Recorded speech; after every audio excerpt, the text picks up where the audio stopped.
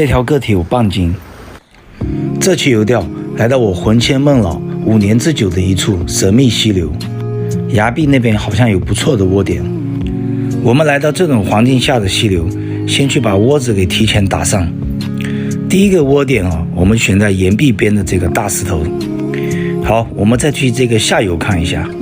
第二个窝点我们就选择在这个小深潭的这个石头边，这里容易出这个石斑鱼。窝子打好了，我们把这个瓜给它冰镇一下。趁着这个发窝的时间我刚刚到这个汤上来看了一下，不得了啊，满汤的鱼在那里玩耍，受不了了。窝子已经发窝20分钟了。竿子今天我们用3.6米的，浮漂呢选择6粒豆的。好，我们挂上驱虫，入水第一竿。